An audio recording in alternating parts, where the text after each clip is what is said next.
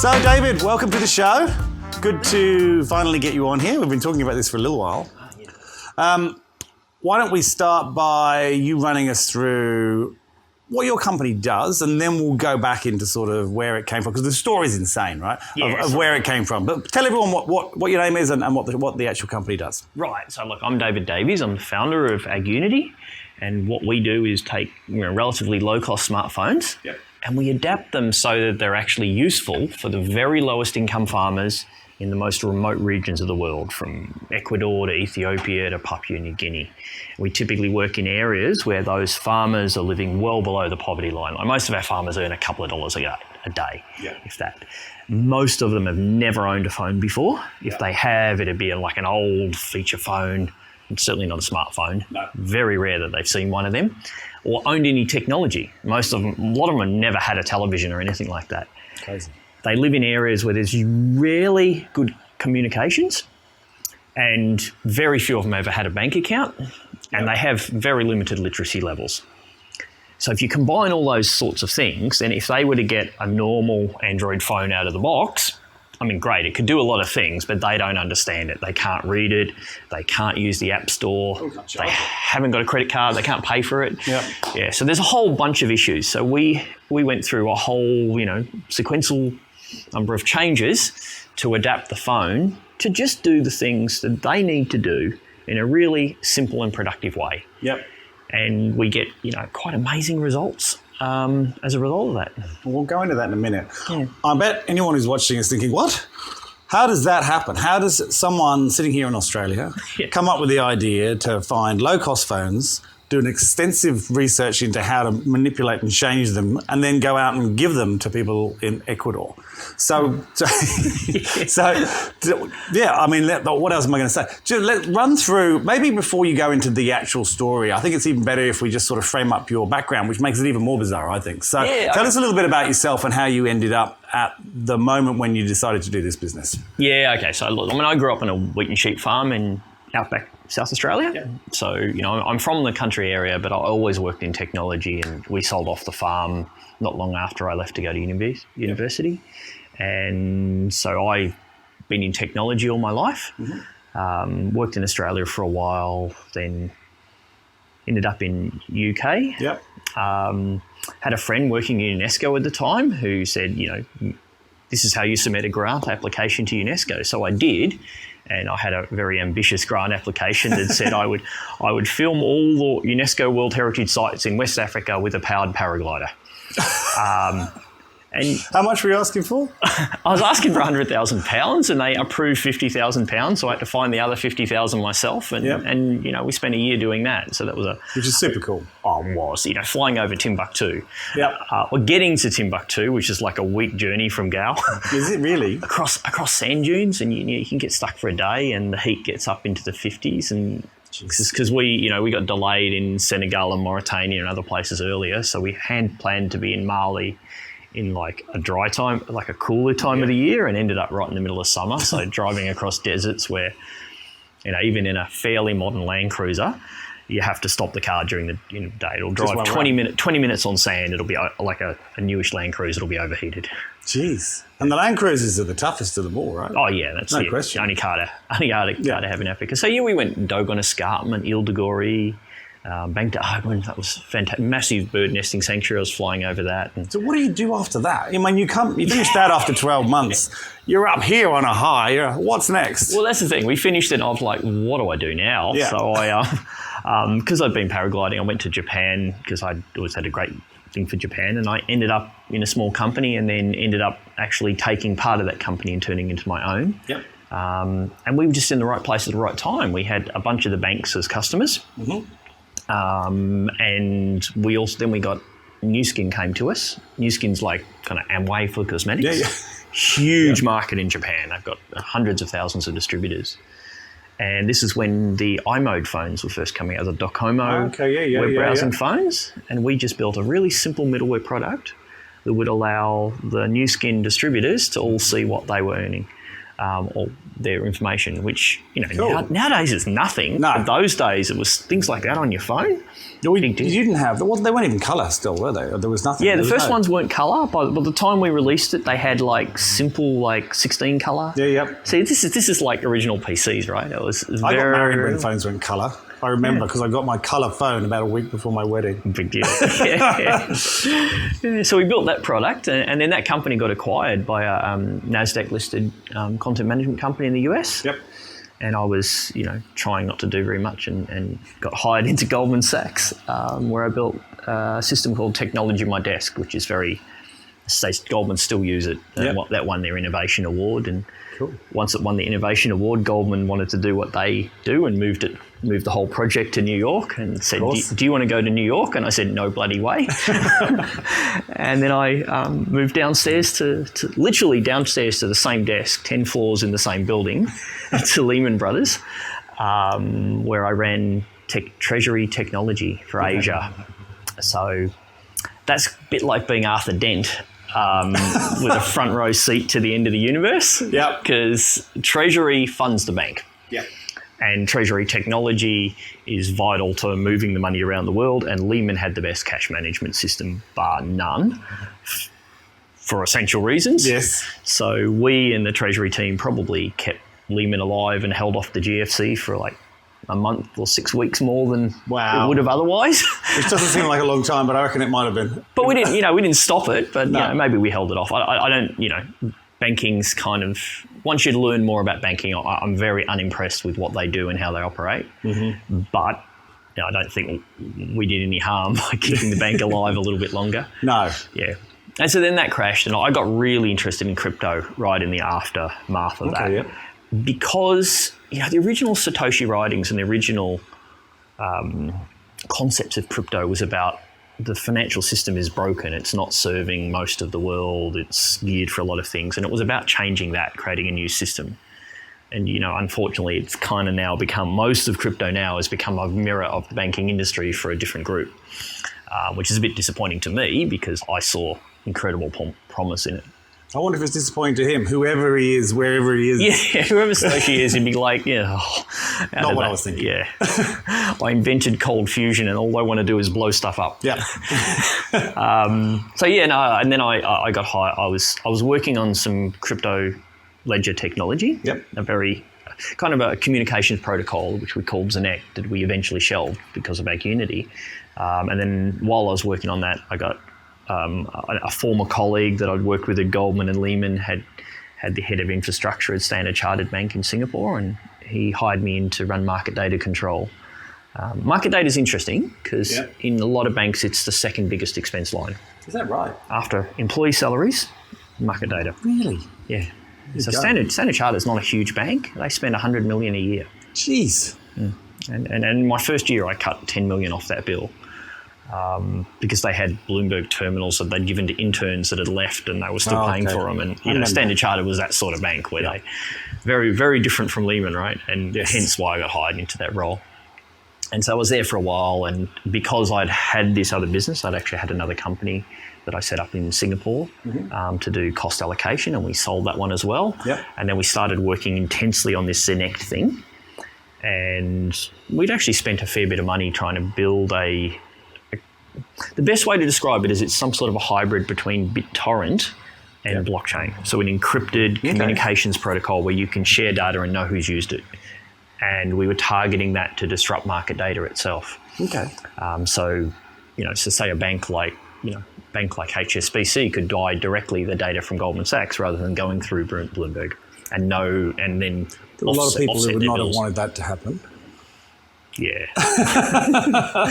We got that one shelved. There's a very good opportunity. But what happened is I got invited to Australia to meet with ASX, and same week I was meant to be in London presenting at a conference. So I sent John, who was another one of our founders, across to London. He rolled up direct off a flight on the Friday to pick up his pass for the next week and found out there's a hackathon on the weekend. And John loves hackathons. And so he embedded himself in a team and found a hackathon. Yep. And there was a prize from Singularity University. When Singularity is not a university, it's a kind of a think tank by the same people that did the X Prize, and they love moonshot stuff. Yes. So John called me in Australia and he said, what can we do to win this? And it's got to be big. It's got to be something world-changing. Yep. So we thought, low-cost mobile devices, recording blockchain, and helping developing world farmers, which are the communities that don't have it, and just helping them organise and record keep. And how did you come up with that in a few hours, I'm assuming? Because he just was over a phone call. I was in my sister's kitchen and John is in a hotel in London. And we were just brainstorming. And a lot of it came from the fact that I grew up on a farm in Australia and I knew the power of farmers working together.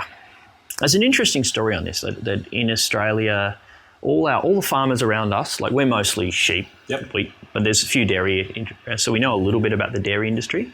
And when I was growing up, all the dairy industry were part of cooperatives, and they got fairly well looked after. And right as I was young, Fallon's and Pura, and then the supermarkets came and got contracts with dairy producers, and the cooperatives just evaporated. And now you go forward 40 years, 50 years now from that, and you see that like Frontiera in New Zealand, which is a really strong cooperative and protects the farmers very well, New Zealand farmers get paid so much more for milk than Australian farmers do. Interesting, I did not know that. Because they're protected and they're working together, whereas the milk industry essentially divided and conquered the farmers in Australia. Everyone out for themselves. I always take that as a big lesson that, the wheat farmers in Australia rely on what used to be SACBH to make sure, and they complain about them no end, but at the end of the day, that like working together is so important. And what I saw in Africa, and anybody that's been to like remote villages would see this, like 20 people with the same vegetable all sitting side by side each other trying to sell that at a market. Madness. And when you go into the villages, even more. They've all got the same produce and they're trying to work out where they can take it. And you could go to a market on the other side of the city and there's no tomatoes and no mangoes, and this side there's fish and none else. So there's these systemic problems that happen due to a lack of cooperation and trust. Yeah. And those are such simple things that we take for granted in Australia and developed markets, but they almost don't exist in a country like, Mali or Ghana. And so all the farmers are sort of left by themselves. When they buy things, they cost more. When they sell something, they get the lowest possible price. There's no collaboration or taking things together to market. It's just the worst scenario ever, basically. Yeah. And this is holding an incredibly large percentage of the world back.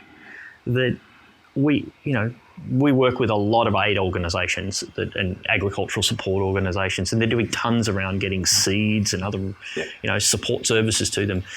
But I think before you do that, you've just got to address the really fundamental thing, which is let's make sure that when they grow something, they get to sell it. Yep. And they're selling it for the right price, and they don't have to get cash on the spot. That's a huge other problem for farmers, particularly for women farmers. Because someone's standing there with the cash, they need it, they want it, they lower their price, that kind of thing, or the big issue is if you're a woman farmer, and particularly with things like coffee, where you've only got like one mate, one season per year, they're earning most of their income at one time. They take that coffee into town, and this is important too because a majority of small farmers are women. Yeah, I didn't know that either. Yeah, it's about 55%. It's interesting. Yeah. What do you know why? Yeah, I mean small scale farming lends itself to women that are bringing up the kids, and then often in those communities the men will go into town and work and come back occasionally and things like that. So there's just a bit of a balance, and a lot of women can handle that small scale farming very well. So it's what they have to. It's what they can do too, because in a lot of cultures too. I won't name them, but there's certain countries it's very hard for women to get a very good job, whereas they'll earn as much on the farm as the men, all things being equal, but the reality is it's not equal. Yeah.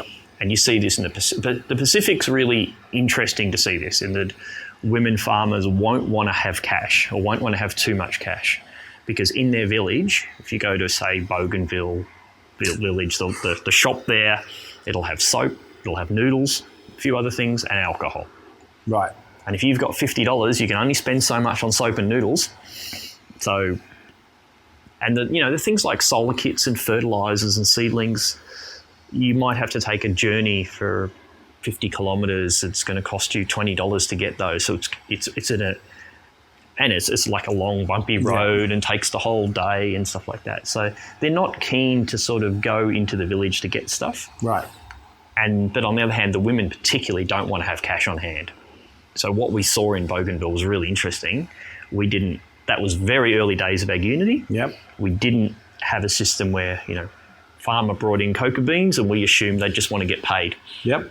When what we normally work is the farmer can hand the cocoa beans in the cooperative. They can record it on the phone so they know it's written to blockchain so no one can ever say it didn't happen. Yep. Then the cooperative can ferment it, dry it, get the dry price, which is much higher. That the cooperative doesn't have to worry about having the right amount of cash at the time to pay for it. Yep. Some of them actually do pay part and then part later. So there's a whole lot of different systems we work with. But that combination means the farmer gets almost 3 times as much. It's massive. Well, it's mostly because of the lack of waste. Because what would happen before is the farmer would harvest their cocoa beans, they'd have a couple of wheat bags sitting beside the road, and they'd literally just hope someone would turn up at the right time. And cocoa in particular, coffee's a bit better because it's more stable, but cocoa rots really quickly. So you've got about 7 days, and if someone doesn't come past in 7 days, or if they do and that person's got no cash, you might not hand it over to them because you're not sure they're really going to come back and pay you.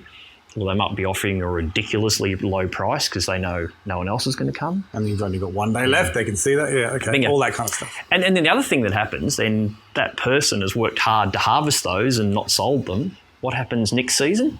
They just go, I'll leave them on the vine. I'm going to leave them on the tree because they're disillusioned. They spent all that work getting it ready and didn't sell it. So as soon as you make sure that all the cocoa gets fermented and dried, you reduce probably 50% of waste. And we've seen this in a lot of countries. I would say amongst the really small farmers, half of the cacao in the world that's grown doesn't get anywhere. Half? Yeah. That's nuts. That's crazy. And then the farmers are also getting a really low price for it because they're selling the green bean, and then the people that are buying it off them are taking all this risk of finding someone who'll ferment it and dry it. So you take all the risk and the supply chain inefficiency out of the cage. The farmer gets the dry price less what the cooperative costs. The cooperative doesn't take any risk, so they give really good employment to some youths in the area that keeps them out of trouble. And so the whole system works really well. Fantastic. And so how long has this been going now? 6.5 years now. So how many phones do you reckon you've distributed? About 17,000. 17,000? Yeah. How do you get phones to these people? How do you find them? There isn't a directory. Yep. Do you literally have people on the ground? So we work with a lot of NGOs. Yep. So our job is, we see ourselves as a technology provider. Yep. And our partners are the NGOs first and foremost, the commodity buyers. Yep. So our biggest customer is actually Fairtrade International. Okay, so Fairtrade's given us a lot of opportunities.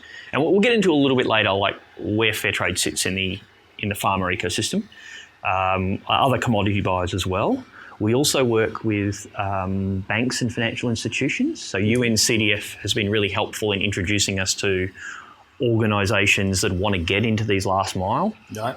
UNCDF, for anyone's interested, is the credit development facility of the World Bank. Yeah. So they're designed to lift financial inclusion services. Yeah. And then we work with some product and service providers like organisations that sell solar kits and farm supplies, and we hope to do a whole lot. As our numbers get up in individual countries, we hope to get a lot more. Okay. A lot more products. You're working with these partners. They're coming in and going, hey, I know 2,000 farmers who would benefit from this. You just ship them 2,000 phones. What happens there? Well, we start with about 100. Normally, a good way to start is about 100. Yeah. Because you want to make sure you can manage the situation around the pilot release. So that's very important that you don't have any problems and you can control them. And so we typically, using Ethiopia as an example, so World Food Programme funded the first 100 phones. Right. So the first 100 farmers could get them themselves. And why that's so important is most of these farmers have never seen a phone, have no idea what could benefit them, have no idea what's going to happen when they get it. So would they pay for the phone up front? No. But once the first 100 have it, you've got a queue of, in that community, I think we've got over 1,000 now waiting to get a phone. Right. And so World Food Programme paid for it. Those farmers had a trial for a year. You survey the farmers. You say, how much would you pay for the phone?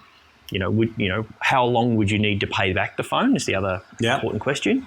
And we had all but one who was leaving the area.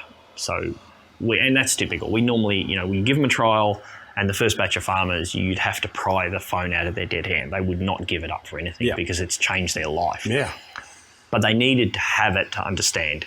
And that's part of the reason why mobile services and mobile products don't really get into those regions, because the farmer, their experience of a phone is, I can use Facebook, and they know it. That's interesting, but it's not really helpful to what they're doing. Yeah. And so you got 100 phones. They're piloting it. They're happy. The word spreads, obviously. And then the cooperative sort of collects us a list. And our problem's always been, the capital to get more phones. I was going to say, who pays the phones? Because the farmers obviously can't pay for the phones up front. No, but the farmers will then.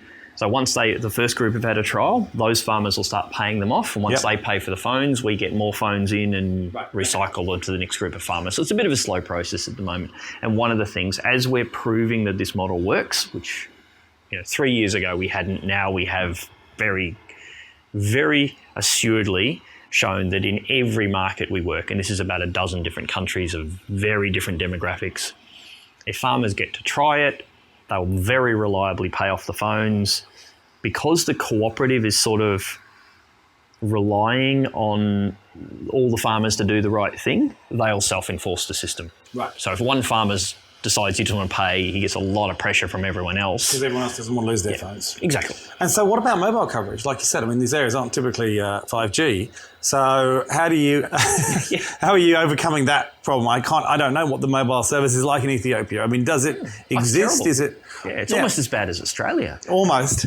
Yeah. We're probably the worst in the world. I think we are definitely the worst in the world. So what's it like, and how do you combat that problem? Well, not only the mobile coverage is patchy, but the other problem, and particularly with places like Papua New Guinea, where the mobile phone services are really high, not all the farmers could afford to always update a data plan. Right. So in Ethiopia, it's quite cheap, but not always have coverage. In other places, they might have coverage, but they can't always afford it. Right.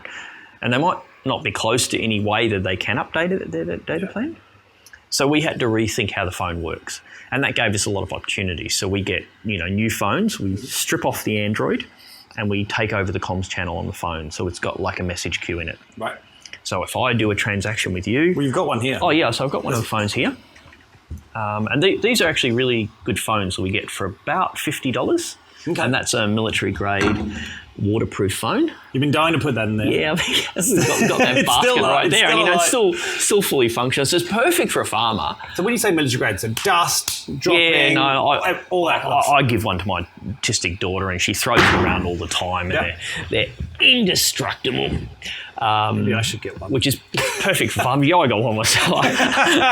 After breaking iPhones so many times, I have lost my iPhone today, so it's a sore subject. It's in the back of a cab, unfortunately, driving around somewhere in Sydney, and I'm desperately trying to find it. Yeah. That's not going to help me with that one. But carry on. They're perfect for farmers. Farmers, we typically always survey the farmers. Yep. And in most countries, they'll value that phone around about $200 if they had to buy it themselves. Yep.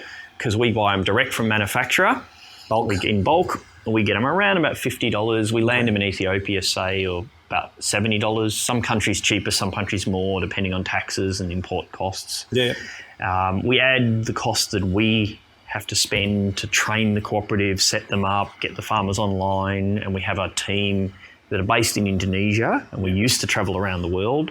But during COVID, we got really good at hiring people in country and getting to do it. So we remotely train people who do it. So it was, by necessity, but it's saved us a whole lot of cost, and we're really proud. We've now got people in 19 countries, I think. Oh, wow. Yeah. That's a lot.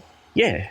And a lot of them, they earn, for them, a really good salary, but for us, it's a great, we're getting really cost-efficient, great people that help with the deployments in those countries.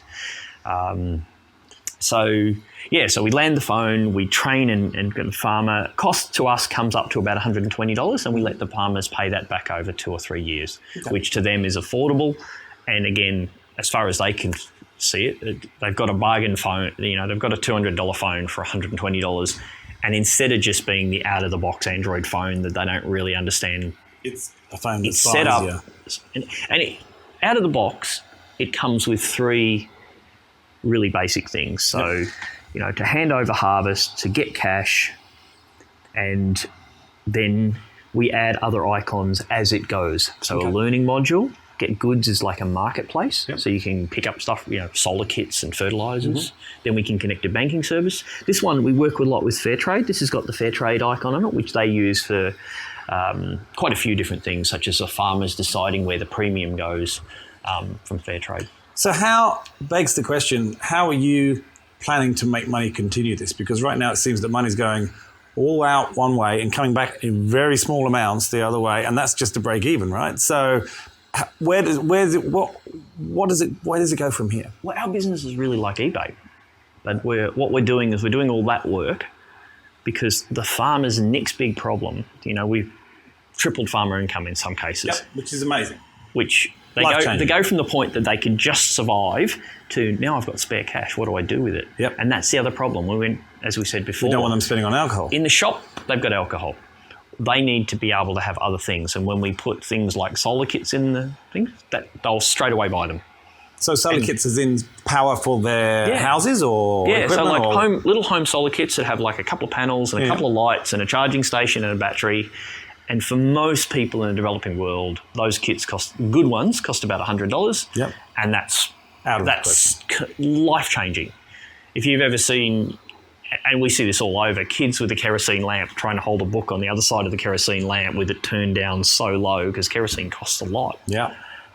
So they can like read a book at night. There's no light in the Charge village. their phone. One solar kit pays for itself in 3 months. Oh, really? Yeah. Wow. Kerosene cost alone. Ridiculous. But typically when the farmer's got $50 or $100 and they can buy a solar kit, they have to make a big journey into a major town. Yep. And then, they might get ripped off. They might get a solar kit that's been sitting on the shelf for 2 years. They bring it back. Everyone in the village has got different solar kits, so they can't figure out how they work or interconnect them or fix them. Yep. And so we typically, show a village, here's the solar kit we recommend, it'll work. And we get orders, for example, in Bougainville, we only had 26 farmers in the first pilot. Yep. They ordered 110 solar kits. Oh my gosh. So they're ordering for themselves and for everyone else. So and you're facilitating that and having a marketplace, we're literally like eBay. We tell the cooperative, here's your orders. We tell the solar company, sort it out with the cooperative, send the solar kits in. The cooperative's already got the money, so the solar company sells 110 kits to a place that they never knew existed. Yep. They get one big payment rather than having to deal with 110 little payments and things like that. Yep. The farmers get a solar kit at probably half the price that they might have paid by the time they sourced one and of like reliable quality. They've all got the same kit, so they can all, if one breaks, they'll, people in farming communities are incredibly industrious. They will sort those things out. Yep. And the other big important thing is that cooperative, which was previously more of a collection of farmers, now they're actually making real good money from the solar kits. So they become a viable business and they can buy things like fermenting facilities and improve which improves the life of the farmers. So it's a whole little... You've just created an ecosystem of its own that will just keep growing. Yeah, just on one product. And then you can go to water filters and roofing products, and there's just everything you can do for the farmers that is normally really hard to get. Sanitary things. Like there's so much stuff that they desperately want and it's never around or available or they haven't got the information, so they don't get it. And so all of this from a conversation in a hotel room and your sister's kitchen for a hackathon. Which you won, which you omitted to mention, right? You won the hackathon. Well, we won it, but that wasn't the most profound thing about it. The greatest thing was Costa Peric, who ran Financial Services to the Poor for Gates Foundation. Yep. He beelined to John right after the presentation. He said, look, we see this problem all over the world. You guys have just nailed it. Best story ever. And he went on to explain that Gates are really different to other organisations. They're very pragmatic. Yep. And their model is we'll get it set up and then we'll set back. If it fails, it fails. But we want the farmer, we want the community to own it. We want it to be sustainable and going. And he says you wouldn't know the number of times that we've stepped back from something and 2 weeks later it's all fallen apart. And it'll often be someone's made a mistake and then someone hasn't understood it and there's recriminations, Yep. and it ends up in okay, we're going to stop using the system. So he says and that's the thing about what AgUnity does. It's really basic record keeping, like the simplest accounting system ever created. But if you don't have that, that's such an important concept. Yeah. And it's on the blockchain, right? Which is not something that would have ever occurred to anyone in any of those countries. Yeah. Ever. So making a mobile phone simple, so it just does what it needs to do, so people who can't read and have no experience can understand it, and then writing it in a secure way so that if there is a dispute, I can come back and say, no, I handed you 20 kilograms of cocoa beans. Here it is. It's written down. Yeah. And one of the very interesting things is those communities are ridiculously good if they've got information of dealing with things fairly.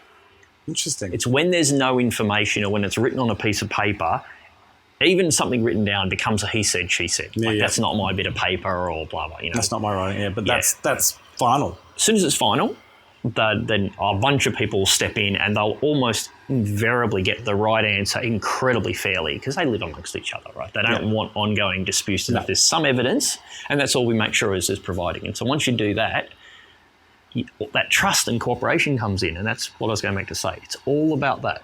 If a group of 100 farmers trust each other, they can hand over their cocoa beans without needing the cash on the spot. That can be fermented. You can reduce the wastage. You can get the better prices. The whole community. And they trust each other now because it's there on the phone. Yeah. Simple as that. Simple as that. Simple as that. So tell me, before we get on to where you're going now, and I ask everyone this, but I can't even imagine what you're going to answer. What's been the hardest thing so far out of going from hackathon to here we are? Yeah. What was the most... I don't. What are you going to say? Because I don't imagine any of it's been simple. No, it's not been simple. And I'm going to go to the most unlikely thing. We have been told so many times that it can't work like that. It can't be that simple. And it's what our biggest challenge is conveying to developed market, capital investors, and even people at like the World Bank, getting them to realise what the real farmer's problem is, and that the real farmer's problems is these really basic things. Yeah.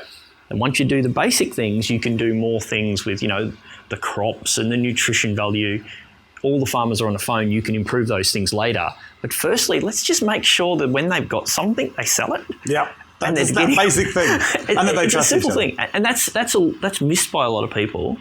And then when we present this, it's amazing how many times you'll present it and you'll tell the whole story and someone in the audience will go, oh, so it's a marketplace. No, that's something we do later, and that's sure how we make money. But the main problem we're solving is this trust and cooperation, and that just flies overhead. So the biggest problem we've had is getting people to realise that is the underlying challenge. Because they can't relate at all. No, because we haven't had that problem in 100 years. No, not longer. I grew up on a wheat farm, and we'd take truckloads of wheat into SCCBH, we'd get a docket of paper, and we'd trust that. Yeah. And nothing ever went wrong with that. But there's no way that happens in Kenya or no way. Certainly no way it happens in Ethiopia. I know quite a lot about the wool farming. My wife's worked for Australian Wool Innovation for like 10 years. So I've learned more about that than I could ever dream of. And there's no trust issues anywhere. No. All right. So where now? So you're here on the show. Yeah. Where are you going now? Because I know that you're at a point where you're about to go to another level. Yeah, we're just doing our Series A round now, looking very good on that. Well, actually, before getting to that, there's something we did last year that is the next iteration of what we're doing, and that was creating a digital token called AgUnity. Right. And there's two really great use cases for this. The first one will be with a coffee company in Australia, where we've got coffee farmers in Ethiopia. Yeah. They've all got the phones. They've all got the way to use AgUnity. We've been sending them AgUnity as rewards from the people that bought some AgUnity earlier. Yeah. So the community understands what it is. It's just like another currency. Yeah. And now we can go with a coffee company in Australia. You can go into their coffee. You can buy their coffee of the month or their special brand that comes from those Ethiopian farmers. You get a card from them. You go onto our website. You see one of the farmers that grew that batch of coffee, and you release 40 cents from the coffee company direct to them. Oh, that's cool. And the coffee company's only paid 40 cents for it. The farmers got 40 cents. Now, like I say, Fairtrade's the best organisation in the world. They probably, and they do better than anyone by a long shot in terms of how much value they can get to the farmers. But they probably do around 25% in best case. Right. You know, you pay $4 extra for a bag of fair trade coffee, $1 gets the farmers. Right. And again, fair trade is the gold standard. No one gets close to that. So we can do that. But that's still not much out of 4. Yeah. And that's just the cost of, like, you know, they've got to get it to the community. They, you know, there's a few people in the middle that take a cut. And that's because that money is going through the supply chain. And many of the other sustainable brands, in some cases, nothing gets back. Which is terrible. Yeah. Like some of the sustainable brands are literally just saying, well, the farmers don't cut trees, so now it's sustainable. And they don't actually pass anything of what they get. Fair trade, half of what you goes to run fair trade, half gets to the farmers, and they've got a way of splitting it up amongst the farmers. So a good amount gets there. But mostly that doesn't happen. But then again, that's still a problem. Like, really, you want to say, if I'm going to pay a premium on my coffee, I do want that to go to the farmer. And I love the story. You go in, you have your morning coffee, you send the farmer 40 cents, which is, in Ethiopia, that's a day's food, right? Yep. That feeds the family. So That's it's crazy. a big deal. And the farmer says thank you While you're in the coffee shop, right? And you know that you've given it to a person, a real person's replied. And so how's that gone? So when did you launch that? So we've built the AgUnity token, and we're in the process of making sure the farmers can receive it, they can understand it, they get it on their phone, getting a community, and now we're working on getting shipments of coffee out of that one into Australia. Right, that's coming. Yeah. Coming to a store near you. Exactly. Do we know whether people will be able to do that yet? Hopefully early next year. Okay. Yeah, we're working on one chocolate company, a couple of coffee companies, one coffee company in the UK. Yeah. You know, but again, there's supply chain challenges and got a time with their release schedule, and hopefully we'll have that all over the major news and stuff. That will be all over the major news. There's so much complaints about when you give and how much gets in all sorts of different forms. Yeah, we can fix that for a lot. So we know World Food Programme very well because they've supported us very well from the beginning. And in a lot of cases, when they're doing disaster relief, they lose track of an inordinate percentage of it. And they do really well as well. They're another very good organisation in terms of their deployment, and they've got banking facilities, and still a lot of it goes missing. Yeah. Whereas you can have farmers with phones and they can just say, oh, it's a disaster. We're sending everyone $10 and we're sending them $10 and you can use that only in this store, in this store, in this store. And you know that it's gone to the farmer, and then $8 went to this one and $2 went there. Almost instantly, I would imagine. Yeah. Yeah. So literally, typhoon hits Philippines, and we could have 10,000 people getting food support the same day. That's massive. Yeah. There's an even better use case, and this is one that it's my example of what we can use AgUnity for that I think will take us a little while, but we've got a great coffee company we know that's been paying farmers in Timor-Leste to grow trees for carbon credits in addition to their coffee. Right. And they've done it really well with IoT nails, so they're tracking the trees and making sure they grow them, getting photos of them. Yep. What a great idea that someone like my son could take his pocket money, he could pay a farmer to grow trees for carbon credits. And the reason the farmer won't normally grow carbon credits is it takes a very long time to get a return. They simply can't afford to do it. So you could pay a farmer to grow trees or use regenerative practices on their farm, eventually get a certified carbon credit, and then split the return. And so he gets way more than he would get from interest. Yes. And the farmers earn a whole lot of extra income, and we green the planet. So it's just win-win. There's a lot of applications for this. Yeah, and that's the one I didn't really realise like. all these when we spoke the first time. We didn't get into it. That's why you're here, right? Yeah, exactly. But it's super cool. Yeah, so I love that idea because there is 500 million micro farmers in the world. Oh, There's really? 570 million, the FAO's number, right? There's 570 million farmers in the world. 70 million are the ones we recognise. Wow. 500 million of them, and that's 500 million farmers. And you include their families and their communities and their supply chain, it's about 3 billion people. 40% of the world are what are we, 9 billion? Dependent on micro farmers, yeah. That's enormous. 3 billion people. Gosh. Yeah. And there's probably more, really. Yeah.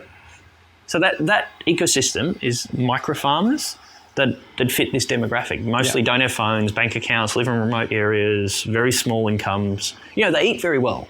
Like all our communities, they're much better off than the people that are poor in cities. They eat healthy. They just lack disposable income mostly. Yeah. Crazy. Yeah. And so dare I ask, where does it go from here? Well, we want to help as many of those 500 million farmers as we can, and we're trying to make sure we've got reach into multiple countries. Yep. And AgUnity has a very much a network effect business. So once the majority of a village gets it, it becomes compelling for everyone to have it. Yeah. And then it becomes really compelling, like really difficult for anybody to move. Hence, the marketplace is a good business for us because we hope to have millions of farmers that predominantly treat us like their eBay. And it's so easy for us to do it because their income's coming through the app. Yeah, it's in the cooperative. We don't actually handle any money in this process. Yep. But we can say, you're a farmer, you might want to buy one of these products, order it, we'll tell the company to contact the cooperative and deliver it to you. And we don't touch any of it, but we facilitate that to... And that has endless applications, I guess. Yeah, well, those farmers buy trillions of dollars worth of products, about $2 trillion worth of products they buy per year. But it's crazy. A lot of that's alcohol. It'd be great if it was solar kits. Yes. And it really could be.